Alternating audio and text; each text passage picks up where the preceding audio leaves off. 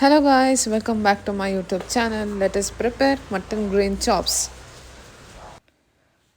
ಬೆಳ್ಳುಳ್ಳಿ, ಚಕ್ಕೆ, ಲವಂಗ, ಮೆಣಸು, ಕೊತ್ತಂಬರಿ ಸೊಪ್ಪು, ಮೆಣಸಿನ್ಕಾಯಿ, ಪುದೀನ ಸೊಪ್ಪು, ಶುಂಠಿ, ಕಾಯಿ ತುರಿ, ಧನಿಯಾ ಪುಡಿ, ಟೊಮ್ಯಾಟೊ, ಈರುಳ್ಳಿ.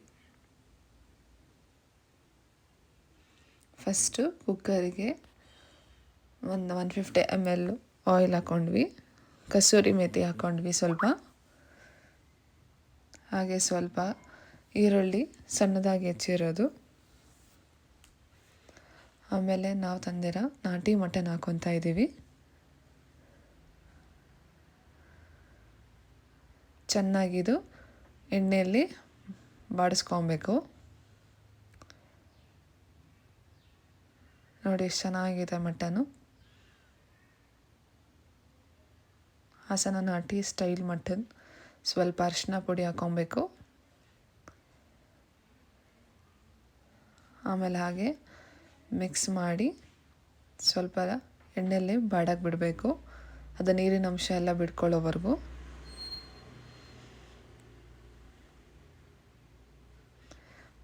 ಈಗ ನಾ ತೋರಿಸಿದ್ದೆಲ್ಲನೂ ಮಿಕ್ಸಿಗೆ ಹಾಕ್ಕೊಂಡು ಪೇಸ್ಟ್ ಮಾಡ್ಕೊಂಬಿಡ್ಬೇಕು.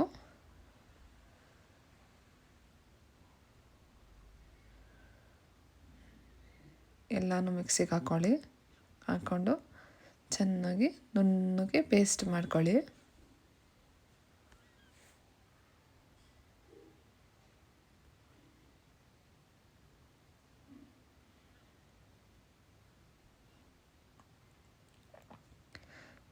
ನಾನಿಲ್ಲಿ ನೀರು ತೋರ್ಸೋದು ಮರ್ತೋದೆ. ಸ್ವಲ್ಪ ನೀರು ಹಾಕ್ಕೊಂಡು ಗ್ರೈಂಡ್ ಮಾಡ್ಕೊಳ್ಳಿ.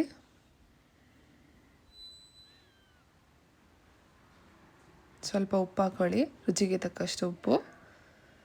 ಆಮೇಲೆ ಸ್ವಲ್ಪ ಮಿಕ್ಸ್ ಮಾಡ್ಕೊಳ್ಳಿ. ರುಬ್ಬಿದ ಮಸಾಲೆನ ಹಾಕ್ಕೊಳ್ಳಿ.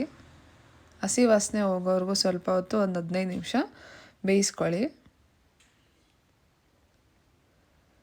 ಚೆನ್ನಾಗಿ ಥರ ಮಿಕ್ಸ್ ಮಾಡ್ಕೊಂಬಿಡಿ.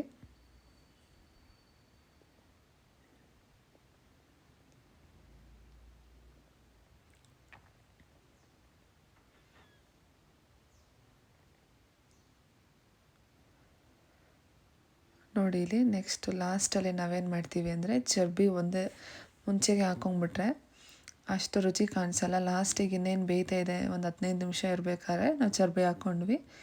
ಈಗ ಲಾಸ್ಟಿಗೆ ನಾವು ಹಾಕೊಂಬಿಟ್ಟು ಕುಕ್ಕರ್ ಬಾಯಿನ ಕ್ಲೋಸ್ ಮಾಡ್ಕೊಂಬಿಡ್ತೀವಿ. ನಮ್ಮದು ನಾಟಿ ಮಟನ್ ಆಗಿರೋದ್ರಿಂದ ಒಂದು ವಿಷಲ್ ಕೂಗಿಸ್ಕೊತೀವಿ.